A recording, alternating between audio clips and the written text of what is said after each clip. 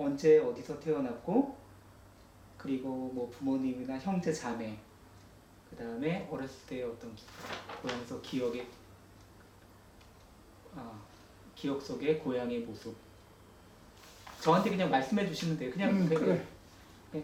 제 나이 이제 80이 다 되어서 늦게 이제 이런 초상화를 찍듯이 하니까 좀 어색하다 표정이. 그러나 나는 원래 태어나기를 강릉의 그 청량이라는데 그게 지금 공식 명칭은 청량리인데 강릉시 이밤동 367번지에서 태어났고 거기서 사실은 거기서 태어났는데 어떻게 몇 년을 거기서 지냈는지 내가 기억이 없어. 왜냐하면 지금 아버지가 그때 경찰에 내가 어렸을 때 경찰에 들어가셔가지고 삼척으로 정근을 했단 말이야. 그래서 그 따라 나왔으니까 사실 유년 시절 4살, 5살까지 강릉에서 살았는데 지금 기억나는 것은 유년 시절에 기억나는 것은 해방이 되던 그때 일본으로부터 해방이 되던 해야. 그래서 그 강릉시 그 칠사당 거기에 엄마하고 같이 거 가서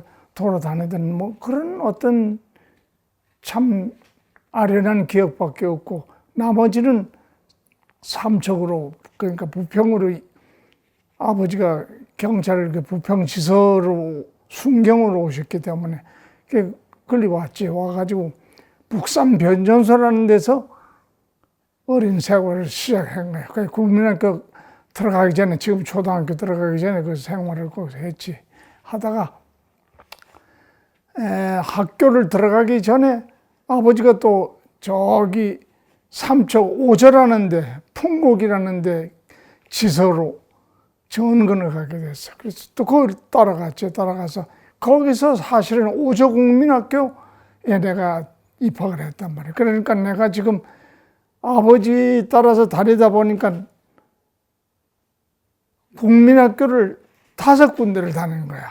그래서 삼척 오저국민학교에 들어갔다가 다시 정라국민학교로 또 왔다가 또 송정국민학교로 아버지 따라서 온 거야. 그래서 송정국민학교에서 사실상 1학년부터 생활을 했는데 아무튼 뭐 자랑 같지만은 어찌됐든 간에 부모로부터 뭐 받은 뭐 머리가 있었는지 또 내가 노력을 했든지 간에 공부는 천재적으로 잘했던가 봐. 그래서 송정민학교에서 4학년까지 다녔는데 계속 1등을 했고 또 계속 급장을 했어.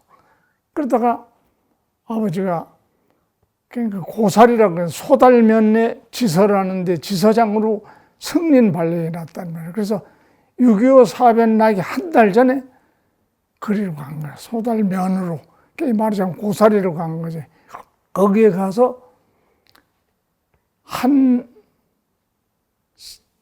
달 생활했나. 말하자면 관사에서, 지서장 관사에서 생활했는데 6.25 터졌어. 그래서 6.25 터져가지고 뭐 그 고생에 말할 수 없지. 하다 보니까 아버지하고 헤어지고 엄마하고 둘이서 저 지서에 있는 식구들하고 같이 경상도 울산까지 피난을 간 거야. 그 피난을 갈 때 참 말을 못해. 그야말로 엄마는 동생을 없고 나는 그게 말이죠. 그때만 해도 소티야, 유무 소티라고 그걸 들고 참 그야말로 우리 옛말로 남부 여대하에 뭐 갔다고 그러더니 참 고생해가지고 울산까지 가가지고 피난하고 나와서 그래도 다행히도 어떻게 돼서 다시 환속을 했지. 그래서 고사리를 돌아와가지고 생활한 게 6.25에 말하자면 일사후퇴 때까지 장성 고사리 거기서 지낸 거야. 저는 초등학교를 졸업하고 중학교를 들어갈 당시에 아버지가 경찰을 관뒀어. 왜냐하면 그때 아버지가 경찰이 그때는 경찰이 전투부대를 만드는 동안 아버지가 전투부대를 발령이 날 것 같으니까 아버지가 막 관두신 모양이에요. 그래서 아버지는 관두시고 나는 태백중학교에 들어갔는데 그 어떻게 됐든 간에 아버지가 그야말로 실업자가 되셨고 하니까 아버지는 옛날에 고사리 그 소달면 지서작으로 있던 그 내려가셔가지고 옛날에 같이 있던 우리 의형제를 맺었던 신복균 시댁에 거기서 생활하게 됐고 우리는 장성서 그야말로 참 어머니하고 우리 가족이 고생하면서 살았지. 살다가 아버지가 어떻게 해서 부평으로 용정이라는 곳에 이사를 하게 됐어. 그 한 이유는 아버지가 그때 북삼화학이라고 지금 말하자면 삼척산업, 지금 동부산업 거기에 취직을 하셨어. 그래서 그걸 보느라고 부평 용재라는 곳에 이사를 하게 됐어. 그래서 거기서 어머니하고 생활하면서 참 중학교를 무사히 졸업했지. 근데 그때 아무튼 중학교 때도 공부를 잘했고 1, 2등을 했기 때문에 그때 영동에 수제만 못 넣는다고 강릉상학고등학교가 저기 학생을 뽑아서 그때 하니까 그때 그 부평에서 말하자면 지금으로 말하면 유학이야. 그래서 강릉은 유학을 하게 됐어. 강릉 상학고등학교에서 입학을 해서 어디 합격을 해서 다니게 됐지. 다녀가지고 참 그야말로 열심히 했는데 참 아버지가 뭐 갑자기 몸이 아프시고 말하자면 지금은 말할 것 같으면 위암이셨던가 봐. 그래서 참 생활이 말이 아니어서 그래서 나는 참 그야말로 강릉에서 하숙을 못하고 고모집에서 이모집에서 밥을 얻어 먹으면서 학교를 다녔지. 그야말로 참 어려운 참 공부를 했어. 그러나 하여간 고등학교를 졸업을 하고 대학을 들어가려고 시험을 보는 찰나에 아버지가 아파서 집에 누우셨단 말이야. 엄마가 혼자서 그야말로 참 묵호를 그 삼척 용정이라는 데서 묵호를 다니면서 참 뭐 별 장사를 다 하고 참 생활을 뭐 말이 아니었지. 그러나 난 하여간 강릉서 그래도 고모집에서 또 이모집에 다니면서 공부를 하다가 그래도 근실이 어떻게 해서 대학 시험을 보러 서울로 온 거지. 왔는데 참 불행하게도 그때 당시에는 내가 막 1차 대학 고려대학교 시험을 봤는데 무난히 합격하리라고 생각을 했는데 어떻게 됐든 간에 하여간 지금 생각하면은 수학이 나빴던가 봐. 그래서 낙방을 했지. 낙방하고 시골로 내려오니 마침 그 해에 아버지가 돌아가시겠다 했단 말이야. 돌아가시니 뭐 참 명색이 재수를 한다고 집에 돌아왔으나 다시 서울로 갈 수 있는 집안 여력도 안 되고 어머니는 그래도 어떻게 공부를 해보라고 열심히 해보라고 하면 어떻게 해보겠다 했으나 뭐 방법이 없잖아. 그래서 그런 하여간 잊지 않고 공부를 했는데 다음에 서울로 올라가려고 그러니 뭐 돈이 있나 뭐 있나. 근데 마침 그때 너희들의 엄마가 우리 동네에 같이 살았어. 엄마가 그때 한 해 우리보다 우이기 때문에 강릉 사법을 나와서 국민학 선생, 그러니까 초등학교 선생을 하고 있을 때야. 그게 말하자면 서로 사랑했지. 그래서 엄마가 대학 입학금을 마련해 볼 테니까 올라가라 해서 사실은 적수단실인데 엄마가 입학금을 마련해줘서 그때 돈으로 지금 얼마인지 기억은 없으나 하여간 지금 돈으로 말하면 몇백만 원이었지. 그때는 몇십만 원이었겠지. 그걸 들고 서울에 올라온 거야. 와가지고 그야말로 참 생활을 했는데 그 뭐 지금 같으면은 뭐 참 아르바이트를 뭐 이것저것 하면 될 것 같죠. 그때 아르바이트라는 가정교사밖에 없었어. 그리고 또 하나 있었다면 학교에서 참 그야말로 참 송수인 잡아서 뭐 얼마 내고 이런 정도의 아르바이트밖에 없었단 말이에요. 그러니까 참 뭐 생활하는 게 말이 아니었지. 그러니 자취를 하고 또 하숙도 못하고 그래 하다가 김효영 교수라고 경희대학교 법과대학 교수였어. 그분이 고향 삼척의 고향이기 때문에 마침 연결이 되고 또 친구들이나 선배들이 추천을 해줘서 그 양반의 말하자면 저기 원고 교정 학생으로서 내가 그 집에 들어간 거야. 들어가가지고 그 집에서 생활을 하게 된 거야. 그래서 학교를 다녔지. 그래서 몇 년 다녔으나 하여간 그 다음 해부터 또 다음 해부터는 등록금을 댈 길이 없는 거야. 방법이 없잖아. 그러니 또 가정교사 생활을 하고 또 그때 김진성 씨라고 그 부평에 아주 유명한 저 부자가 있었어. 그 양반이 경영하는 탄광에 석포 탄광이라고 거기 가서 아르바이트도 하고 뭐 여러 가지 했으나 하여간 뭐 방법이 없지. 그러나 하여간 또 계속 하려고 하니까 노력은 했겠지. 했는데 좀 뭐 날이 날마다 참 생활은 할 수 없고 하니까 어떻게 하다 보니까 그 김진만 씨 국회의원이라는 분이 있었어. 그때 그 사람이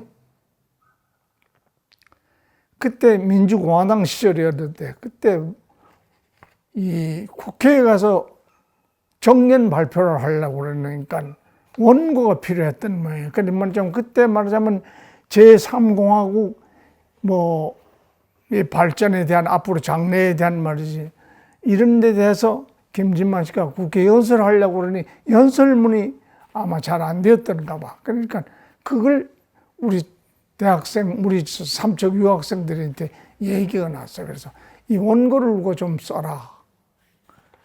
그 썼으면 좋겠다 하니 나한테 추천이 왔단 말이야. 근데 내가 추천을 받은 이유는 또 뭔가 내가 초등학교부터 아버지가 웅변을 가르쳐 주셨어. 그래서 웅변을 해서 삼척 군대표, 도대표를 해가지고 단입을 해서 이 말하자면 그 웅변에 대한 실력이 말하자면 글에 대한 실력으로 변했던가 봐. 그래서 거기에 써냈지.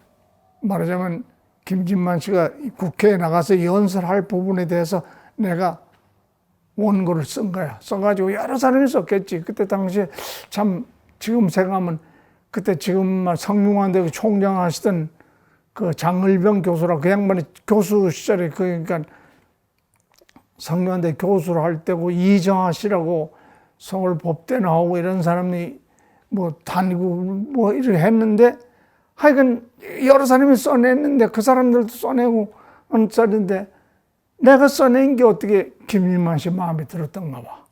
그러니 그 원고를 가지고 김진만 씨가 국회에 가서 연설을 했는데 아주 환영을 받았던가 봐. 그래서 그게 인연이 되니까 나를 불러. 그래서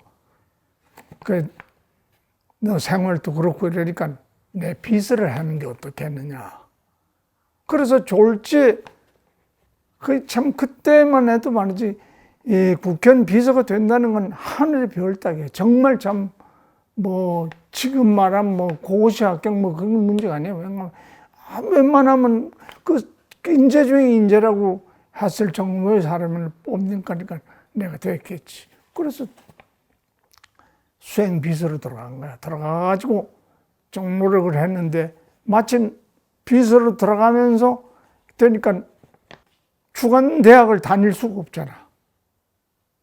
비서를 하면서. 그 야간 대학을 다녀야 되니까 밤에 학교를 다녀야 되니까 어떻게 보면 당국대학교로 야간 대학으로 옮긴 거야. 옮겨가지고 학적을 옮기고 공부를 하면서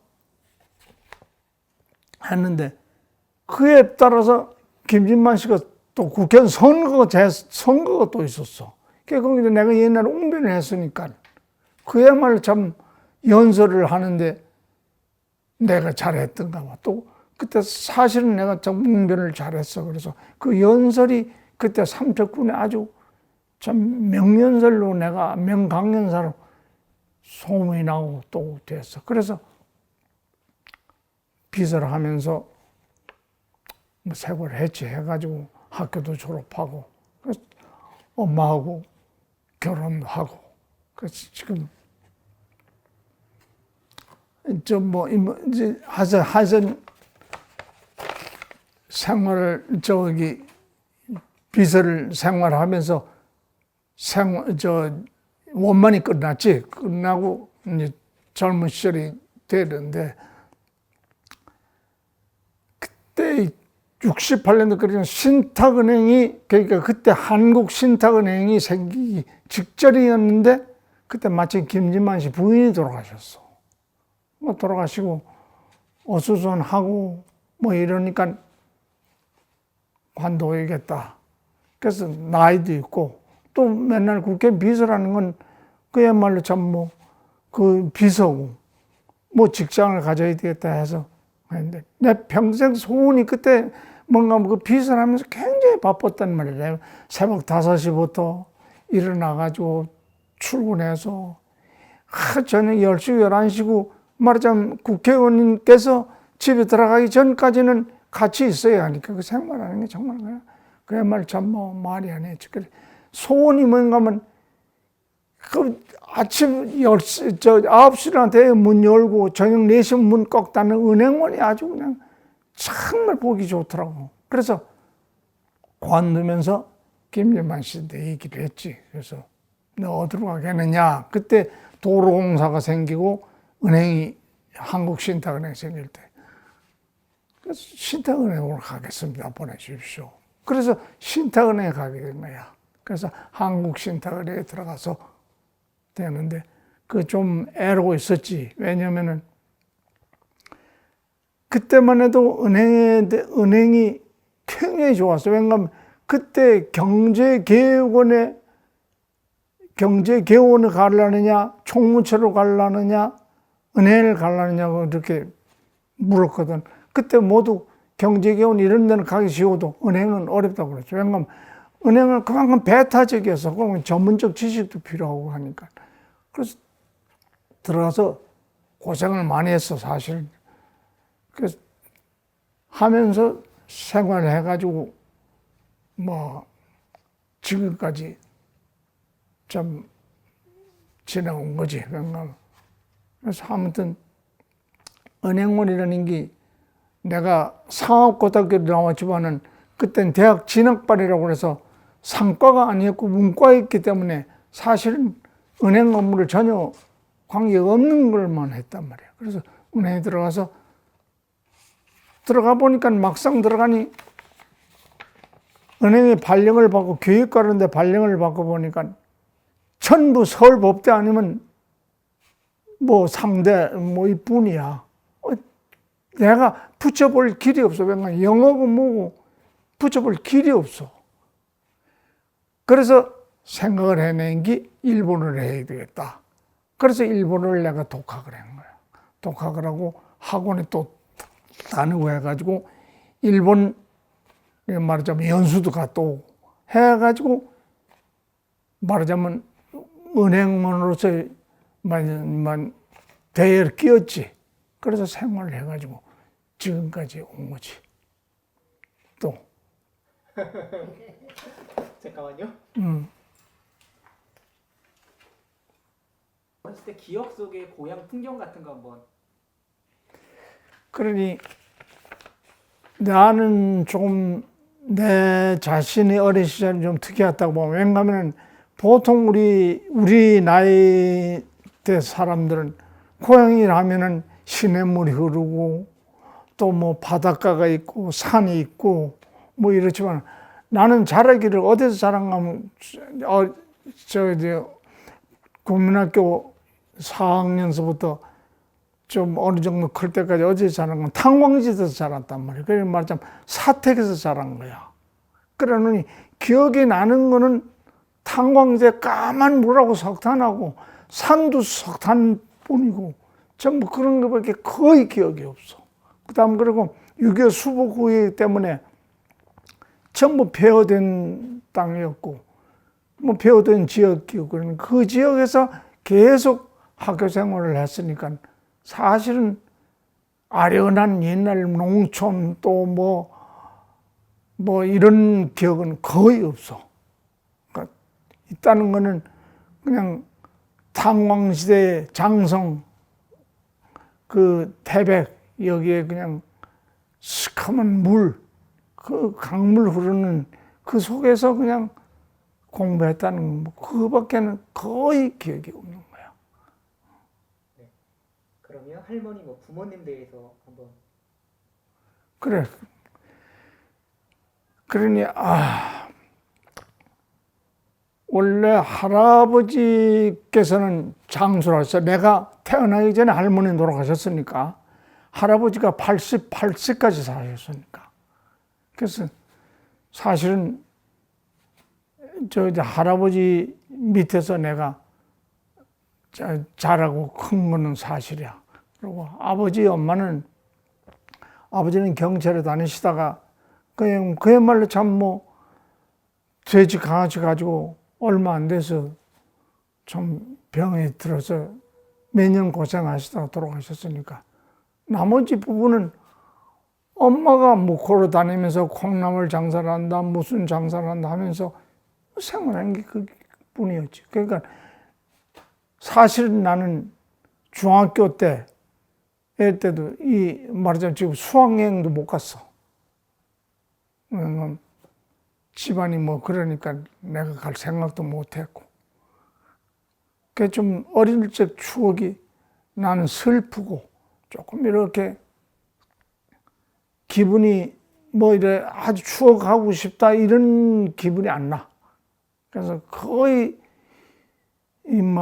조금 좀 슬픈 생각만 들고 이러니까 지금 내 성격도 좀 그것 때문에 그러는지 몰라도 약간 부정적이었고 조금 밝지 못했던 것 같아. 그러나 내가 억지로 개발해가지고 내가 기쁘게 노력하려고 그러고 참 그래 했기 때문에 지금 내가 있는 거지. 그러지 않으면 난 안 됐을 거야. 왜냐하면 중학교, 고등학교 시절을 전부 고모네 집에서나 또 이모네 집에서 이래 밥을 얻어 먹어가면서 공부를 하고 그때 고모네 집이나 이모네 집도 잘 살아는 못했거든. 그래서 참 방도 참 적고 뭐 좁고 식구도 많은 가운데서 그야말로 참 생활해 왔으니까 참 그야말로 이 공부를 한다는 게 어떻게 하면 심지어 이 전기불을 켜놓으면은 이 전기세가 많이 나올까봐 걱정하던 시절이었으니까 뭐 참 어려웠지. 그래서 다만 아버지가 나를 어떠든지 그 웅변을 가르쳐 줬고 저 한문을 가르쳐 주셨고 뭐 이래서 계속 아버지가 그냥 나를 굉장히 엄하게 키우신 건 사실이야. 오히려 우리 엄마는 나를 그렇게 엄하지 않게 키웠어.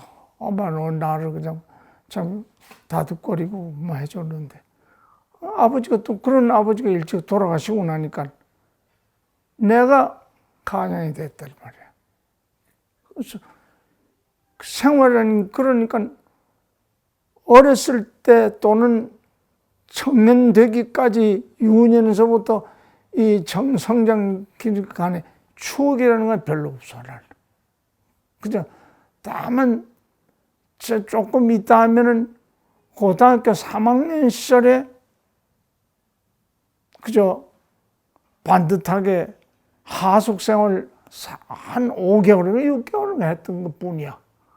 그때 나름대로 공부를 좀 하려고 했었고 또 나름대로 학생 생활을 좀 하려고 했었고 그것뿐이지 나머지는 전부 가는 거 찌든 생활에 그냥 쫓기고 뭐 이런 생활하다 보니 추억이라는 건 별로 없어. 그 다음에 연애하죠, 연애. 그래. 그거는 그러니 아버지하고 엄마하고 집이 한 200m밖에 안 돼. 용재이라는 데서 살다 보니까 엄마가 내보다 한 살 우이니까 사범학교를 강릉에 사범학교를 1년 전에 갔어. 그 나는 1년 후에 강릉으로 들어가고 그러더니 하여간 어찌됐든 간에 강릉에서 유학생활 하게 되니까 둘이 만나게 되겠지. 더구나 어떤 경우는 이 강릉에서 학교를 다니다 보니까 토요일날 강릉에서 나와서 일요일날 지나고 월요일날 강릉으로 들어가는데 부평에서 차가 없다는 말이야. 새벽부터. 그러니까 지금 말하자면 차가 없으니까 묵호까지 걸어가야 되는 거야. 그게 걸어가냐면 어떻게 걸어가나. 그 묵호에서 한 15리 되는데 거기서. 그러니 어떻게 하는가 둘이서 엄마하고 나하고 학생인데 둘이서 또 우리 아버지랑 또 엄마 아버지랑 누가 이래 발에두면 묶어가지고 걸어가고 그러다 보니 자연히 그만 강릉서 한 번씩 만나게 되고 이래 됐겠지. 하다 보니 둘이 말하자면 마음에 맞은 거야. 연애를 한 거지. 그러나 그렇게 크게 아주 참 꼭 연애를 그냥 한 건 아니야. 참 지금 말하자면 연애를 깊이 한 건 아닌데, 그래, 하여간 어찌됐든 간에 엄마 큰 집에 내가 자주 놀러 가고 이러다 보니까 자연히 정이 들었겠지. 그런데 그 연애는 언제부터 시작했는가 하면 엄마가 학교를 졸업하고 나와서 선생을 시작하고 나는 고등학교를 3학년 돼가지고 고향에 나오고 또 내가 고등학교 졸업하고 그때부터 사실 연애를 한 거야. 연애를 했는데 참 그야말로 연애 얘기를 하자면 복잡하지. 왜냐면은 그때 엄마 집은 잘 살았고 괜찮았단 말이야. 우리 집은 그야말로 참 생활이 말이 아니었으니까 또 동네에서 전부 반대를 한 거야. 둘이 연애라는 거를. 그래도 더구나 대학 시험에 떨어졌으니까 남들은 다 가가지고 강릉가 유학해가지고 좋은 대학에 들어가고 했는데 영지는 시험에 떨어졌고 말이야 했는데 그게 뭐 좋다고 가고 연애를 하냐. 이래서 동네에서 들고 일어나다시피 한 거야. 그러니까 엄마가 반대를 한 거야. 그 가운데서 그래도 엄마가 나를 어떻게 봤든지 또 나도 엄마인데 어떻게 이렇게 사랑을 느꼈고 그러니까 그야말로 은근하게 사랑한 거야. 그래서 내가 서울 오게 된 그 근본적인 동기가 엄마가 등록금 마련해줬기 때문에 올라간 거거든. 그러다 보니까 연애라고 하겠나. 하여간 그건 뭐라고 몰라도 지금으로 말할 것 같으면 연애지만 그때는 정말 참 진실한 둘 사귐이었지. 그러니까 하여간 그때 돈으로 이 등록금이 지금 말하면 거의 집 반채값 같아. 내가 이제 보니까 그렇게 참 어려울 때야. 그랬으니 그런 정도로 엄마가 나를 믿어줬으니까 나도 또 그 힘으로 내가 또 서울 와서 학교를 다녔고 또 고학 생활하면서 총 못 배길 것 같으면 엄마한테 내가 편지를 해 하면 엄마가 그때만 해도 뭐 선생 월급이 얼마나 많았겠나? 그래도 엄마가 얼마씩 붙여주면 그걸 가지고 참 나무집 자취방에 가서 쌀 가지고 가가지고 붙어서 얻어먹으면서 살고 이러면서 생활을 했던 거야. 그 생활은 말이 아니었지. 그러나 그 가운데서 하여간 엄마가 나를 믿어줬고 했으니까 이만큼 지금까지 지나간 거야. 그래서 너희들이 태어난 거지.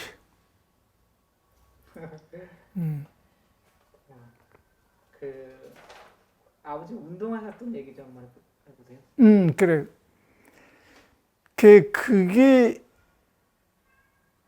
내가 이렇게 얘기를 한다.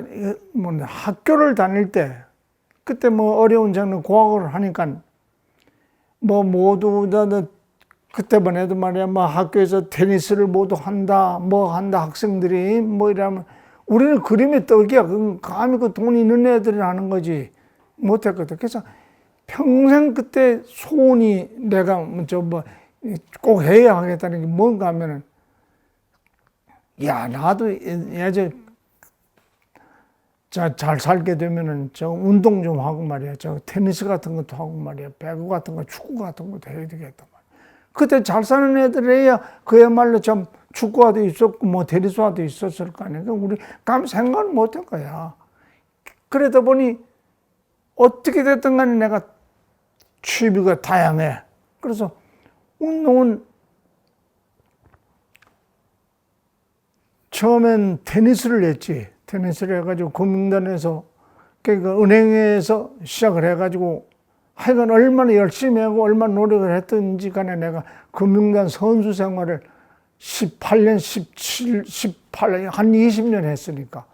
물론 아마추어니까 뭐 대표 선수니까 뭐 전문적으로 하는 건 아니었지만 하여간 그러나 은행을 대표해서 내가 우리나라 은행을 대표해서 선수 생활을 했으니까 상당히 많았지. 그래서 하고 그 다음엔 또 낚시를 또 즐겼지. 그 다음에 또 테니스도 잘하고 뭐 또 이러다 보니까 너희들도 알지만 골프를 또 하게 된 거야. 그 골프도 우리 은행에서 아마 첫째 아니면 둘째로 내가 쳤을 거야. 그때 싱글 쳤으니까. 그때 모두 골프 싱글을 하면 말이야. 사학과는 은행에서 대출을 안 해준다고 그랬고, 또, 참 뭐, 직장인이라면 알아주지도 않았어. 왜냐면 저 골프만 친다고. 그러나 나는 하여간 직장 열심히 하면서 그냥 참 퇴근해 와가지고 그 참 열심히 해서 골프도 열심히 했죠. 그래서 골프도 좀 많이 했죠. 그래서 지금 골프는 지금까지도 하다 보니까 엄마하고 지금까지 나이 80인데도 지금 골프를 매일 하고 다니니까. 사시면서 되게 행복했던 기억들.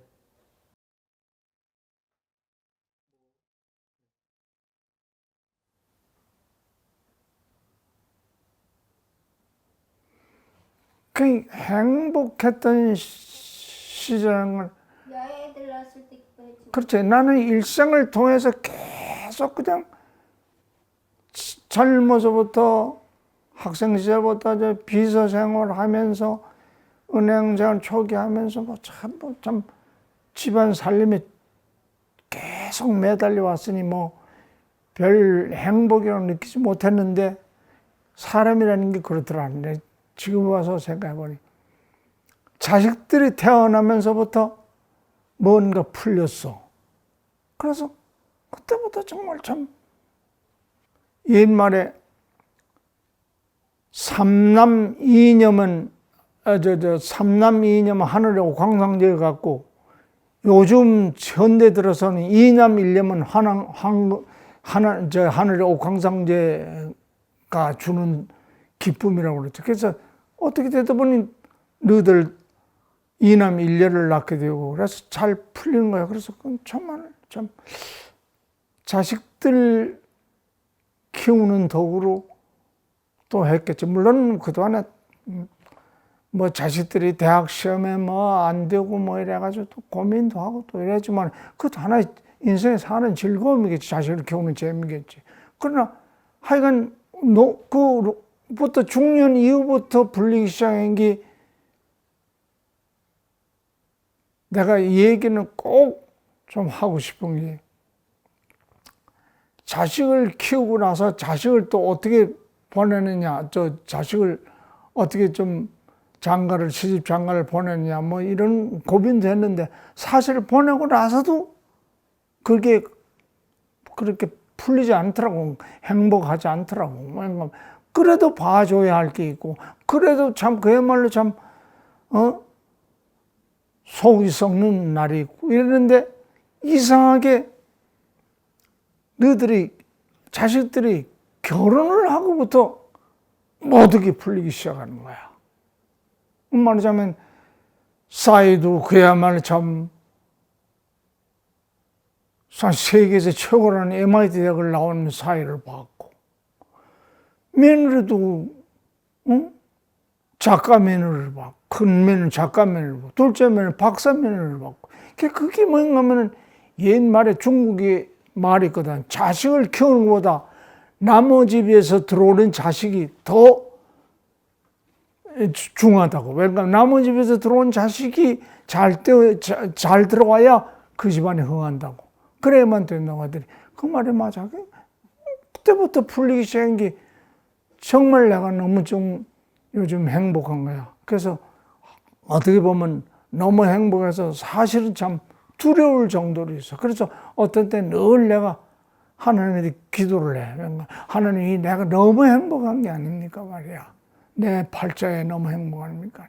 그래서 참 감사하고 하는 게 그러니까 너들 며느리들이 잘 들어와가지고 된 거야. 그래서 누구든지 이 나이에 돼가지고 인생을 자기 돌아보면 정말 내 인생이 허무하다는 뭐 하는데 나는 그렇게 생각 안 해.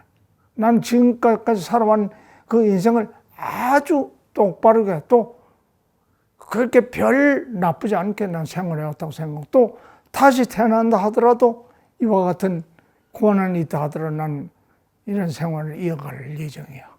그래서 특히 고맙게 생각하는 것은 2세, 3세들이 잘 되어가는 거, 하나같이 이렇게 잘 풀려가는 거. 그게 이상하게 이게 늦복이라는 거, 늦행복이라는 게 아닌가 생각해. 보통 생각하면 자식 키워봐야 소용없다. 그거 아니야. 자식은 이래 보면 뭐 보험이다, 울타리다 그런 뜻보다도 자식이라는 건 늘 내 앞에 있는 이 든든한 말하자면 버팀목이야. 그게 없다면 또 안 될 것 같아. 내 버팀목이고 또 이 나이가 되도록 이제 나이 80이 되는데 건강을 유지한다는 게 뭔가 하면 자식들이 이렇게 생각만 해도 기분이 좋으니까 그게 하나의 참 힘이고 또 생활에 뭐 덕이 될 그런 걸 거야. 그러니까 난 너희들한테 오히려 감사해. 그래서 옛말에 사실 그 성현들이 얘기를 하는 거죠. 자식들이 죽을 때 자식들 보고 감사하다고 얘기하는 성현들이 많았다는 거 아니야. 뭐 자식들 보고 자기가 결국 뭘 고맙다라는 그 얼마나 자기가 그 자식들이 버팀목이 됐으면은 죽을 때 또는 마지막 갈 때 고맙다. 너희들이 나를 이렇게 행복해 해줬구나 하는 걸 얘기를 했다는 거니. 그걸 옛날 성년들이 했다는 걸 내가 요즘 책에서 읽어. 그리고 또 하나 내가 얘기하고 싶은 건 또 특히 우리 또 완열이나 또 수민이나 유민이 아들한테 얘기하고 싶은 거예요. 또 뭐 니나 또 기인이 보고 얘기하고 싶은 거예요. 정년 퇴직을 할 때 제일 생각이 뭔가 하면 평생에 내 책을 한번 죽도록 읽어봐. 시간 읽어야겠다 하는 원이었어 사실은. 그래서 사실은 내가 녹본동에 전에 있을 때부터 그 말하자면 서울에서 생활할 때부터 책 굉장히 많았어. 그러니까 어떻게 돼가지고 녹본동에서 올 때 책을 덜 가져왔어. 안 가져왔어. 막 지하실에 놔두고. 참 생각한 말이야. 그래도 지금 책을 열심히 보고 있는 거야. 그래서 내가 특히 완전이라는 수빈이 아들을 보고 얘기하고 싶은 게, 저 책을 할아버지처럼 많이 읽으면 좋겠다. 책이 마음의 양식이고 생활의 양식이고 건강의 양식이 돼. 그게 또 책을 읽지 말고 책을 놓지 말고 계속 보고 생활에 자기 버팀목이 되도록 노력했으면 내 생각이야. 알았어?